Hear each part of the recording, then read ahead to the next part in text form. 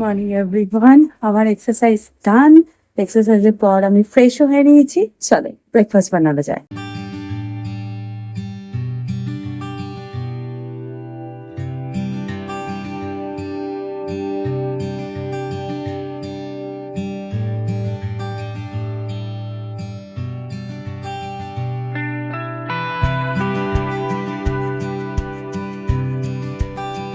আমাদের ব্রেকফাস্ট হচ্ছে cheese corn sandwich, scramble egg and coffee.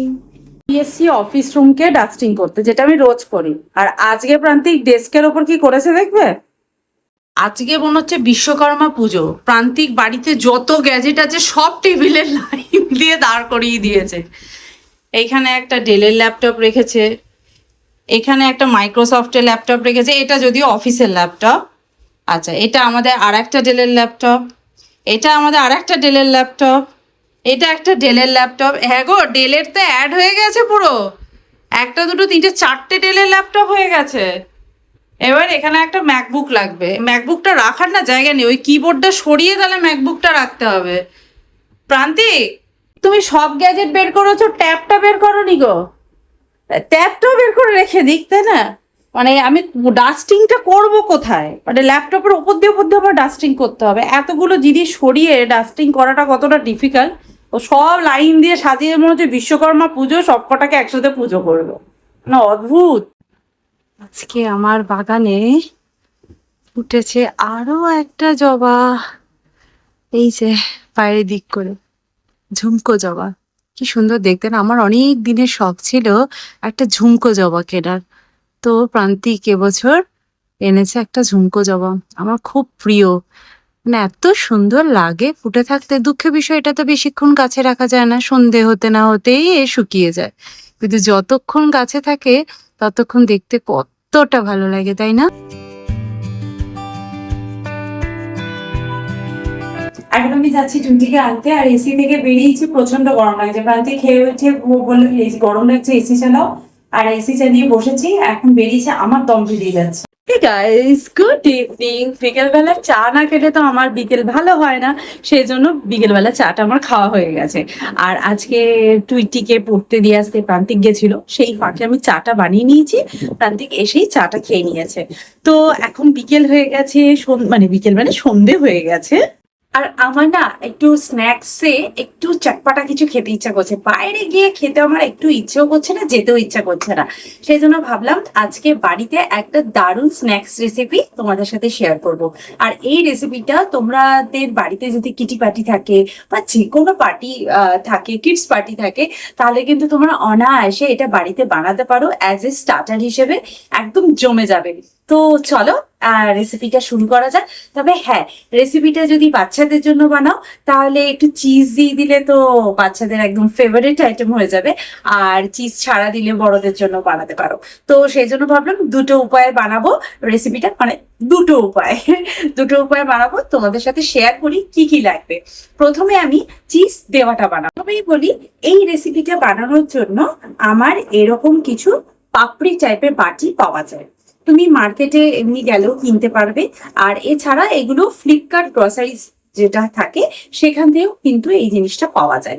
তুমি লোকাল কোনো স্টোরে গেলেও পাবে, কিন্তু লোকাল স্টোরে এটা হবে ডিপ ফ্রাই করা। আর ফ্লিপকার্ট থেকে আমি যেটা কিনেছি এটা হচ্ছে বেক করা, সেই জন্যই আমি কিনেছি। আর এর থেকেও যদি হেলদি ওয়েতে তোমরা বাড়িতে বানাতে চাও, ইনগ্রিডিয়েন্টসটা একদম নিজের হাতে রেখে, তাহলে এই জিনিসটা কিন্তু বাড়িতেও বানানো যায়। আমার হাতে যখন জিনিসটা এলো না, তখন আমি ভাবলাম এই জিনিসটা তো অনায়াসে আমি বাড়িতেই বানিয়ে ফেলতে পারতাম। তো যাই হোক, নেক্সট টাইম অবশ্যই বাড়িতে বানাবো। তো এরকম কিছু কাটুরি টাইপের পাপড়ি লাগবে। দেখতেই পাচ্ছ রেসিপিটার জন্য কি কি লাগবে, আমি সবকিছু এখানে জোগাড় করে নিয়েছি। আমি একবার তাও বলে দিচ্ছি, এখানে আমি অনিয়ন নিয়ে নিয়েছি একদম ফাইনলি চপ করে। আর এটা হচ্ছে ম্যাঙ্গো, র ম্যাঙ্গো মানে কাঁচা আম।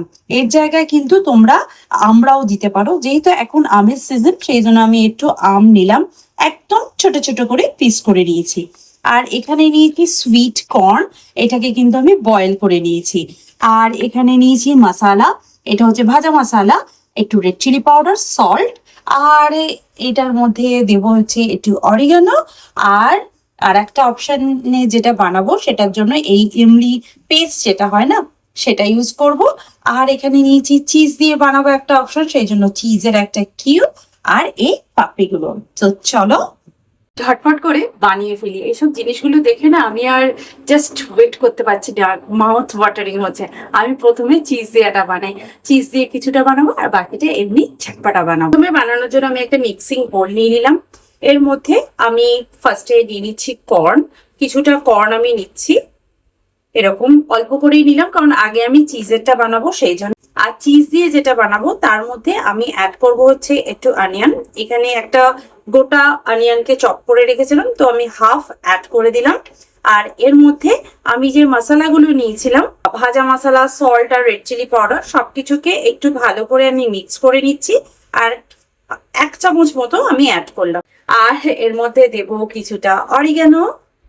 অরিগানো দিলে একটা দারুণ ফ্লেভার চলে আসে। এরপর এগুলোকে ভালো করে আমি মিক্স করে নিচ্ছি। একটা আমি এরকম বেকিং প্লেট নিয়ে নিলাম, যেটা তোমার মাইক্রো ওভেন বা ওভেনে তুমি ইউজ করতে পারবে। এখন আমি এই যে চাটের বাউল গুলো রয়েছে এগুলোকে আমি ঠিক এর মধ্যে সাজিয়ে দেবো। দেন আমি এগুলোকে ফিল আপ করে দিচ্ছি এই কর্ন মিক্সচারটা দিয়ে।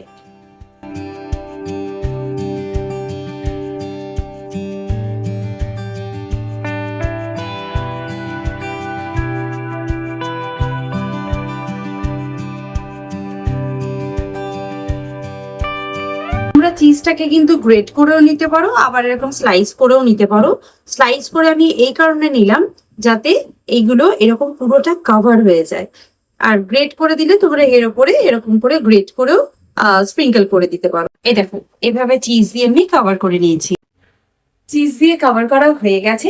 এবার এগুলোকে আমি একটু এয়ার ফ্রায়ারে দেবো, জাস্ট ওই 5-7 মিনিটের জন্য, মানে যাতে চিজটা গলে ভালো করে এটাকে কভার করে দেয়। আর তোমাদের বাড়িতে যদি ওভেন বা এয়ার ফ্রায়ার না থাকে, মাইক্রো ওভেন নিশ্চয়ই থাকবে। মাইক্রো ওভেনে হিট অপশনে জাস্ট কয়েক সেকেন্ড দেবে যাতে চিজটা গলে যায়। আর যদি মাইক্রো ওভেনে ইউজ না করতে চাও তাহলে একটা কড়াইয়ের মধ্যে একটুখানি যেভাবে আমরা কেক বেক করি আর কি, সল্ট রেখে একটা বেকিং ট্রের ওপর বসিয়ে দেবে, জাস্ট চিজটা মেল্ট হয়ে যাবে, তখনই এটা নামিয়ে নেবে। তো চলো আমি এখন এটা এয়ার ফ্রায়ারে দিই আর সুন্দর করে বেক করি। ওটা বেক হতে থাক, এবার আমি চটপটা অপশনটা বানিয়ে ফেলি। চটপটা অপশনটা বানানোর জন্য আমি এখানে অনেকটা বয়েলড কর্ন নিয়ে নিয়েছি। এর মধ্যে আমি এই যে আমগুলোকে কেটে রেখেছিলাম এই আমটাকে অ্যাড করে দিচ্ছি। আর তার সাথে অ্যাড করব অনিয়ন। এর মধ্যে দেব রেড চিলি পাউডার, সল্ট আর ভাজা মশলা। এর মধ্যে একটু ট্যাঙ্গি ফ্লেভার আনার জন্য আমি এখানে দেব হচ্ছে চাট মশলা। আগে আমি সল্ট ইউজ করেছি, সুতরাং সেই বুঝে চাট মশলাটাকে কিন্তু অ্যাড করবে। এরপর এর মধ্যে আমি অ্যাড করব হচ্ছে লেবু, পাতি লেবু। এরপর এই সমস্ত জিনিসগুলোকে ভালো করে মিক্স করে নেবো। উফ, এখন যে একটা ভালো স্মেল বেরোচ্ছে না, উফ, মাউথ ওয়াটারিং। সবকিছুকে ভালো করে মিক্স করে নেব। আর এটা বানানোর জন্য কোনো ওভেনের কিন্তু দরকার হবে না। স্টাফিংটা তো রেডি হয়ে গেছে, এবার এটাকে সাইডে রেখে একটা প্লেট নিয়ে নেব আর এই পাপড়িগুলোকে সুন্দরভাবে সেট করে দেবো। আর হ্যাঁ, এই যে অপশনটা আছে এটা কিন্তু কখনোই বানিয়ে রেখে দেবে না। মানে তুমি এটাকে রেডি করে রাখলে সল্ট বা মশলাটা পরে মিক্স করবে, না হলে কিন্তু সমস্ত জিনিসটা থেকে জল বেরিয়ে যাবে আর খেতে একদম ভাল লাগবে না। এগুলো যখন গেস্ট আসবে তখনই কিন্তু রেডি করবে, না হলে কিন্তু এটার থেকে জল ছেড়ে দিলে পুরো ব্যাপারটা কিন্তু সগি সগি হয়ে যাবে। তো এখন আমি এটাকে ফিল করে দেবো।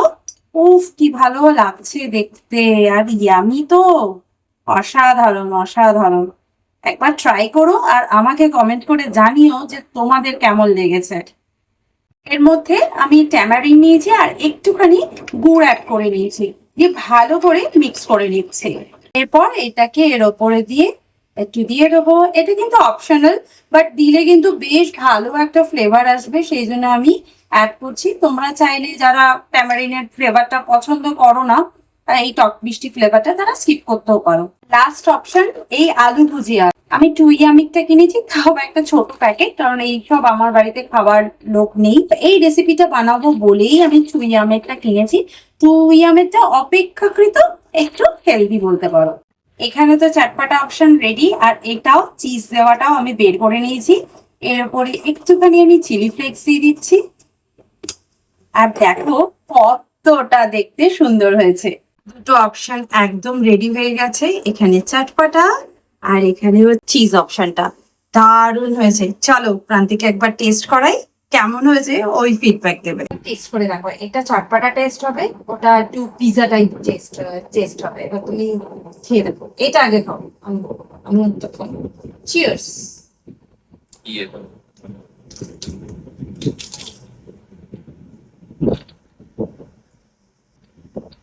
এটা টুইটির সাথে সব থেকে বেশি ভালো লাগবে।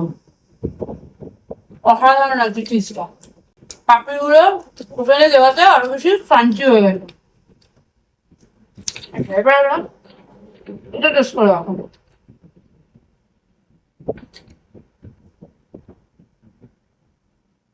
Cheers. এটা কি আলু? না, একবারে খেতে হবে না, তোমারই পড়ে যাবে। যারা ফুচকা খেতে পছন্দ করো তাদের এটা ভালো লাগবে। আমার তো এখন মনে হচ্ছে এর মধ্যে একটু পানিপুরি মশলা দিয়ে দিলেও ভালো হতো। একটু জল, পানিপুরির জলটা, দই ফুচকা ট্রাই করতে পারো একবার দই দিও। খারাপ লাগবে না বলো যদি দই দিই। দই আর চাটনিটা দিতে হবে। চাটনি দিয়েছি, কিন্তু ওই মিঠা চাটনিটা যেটা ওরা দেয়।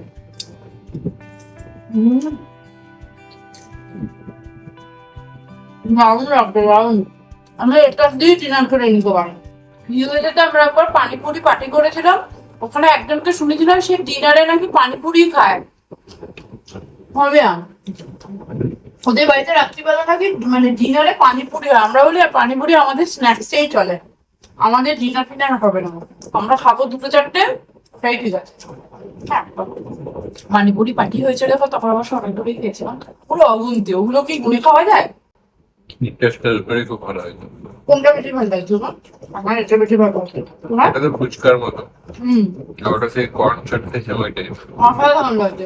মানে এটা কোনো পার্টি ফার্টি হলে না স্টার্টারে একদম জমে যাবে। অবশ্যই ট্রাই করো। আমি এখন যাচ্ছি টুইটিকে আনতে। টুইটি 3টে পড়া থাকে, তো আমি এখন যাচ্ছি টুইটিকে আনতে। তো আজকে ভিডিওটা তাহলে এখানেই এন্ড করছি, দেখা করবো নেক্সট ভিডিওতে। ততক্ষণের জন্য তোমরা খুব ভালো থেকো, সুস্থ থেকো, আর লাইফটাকে এনজয় করো। Bye bye, see you in next video. By.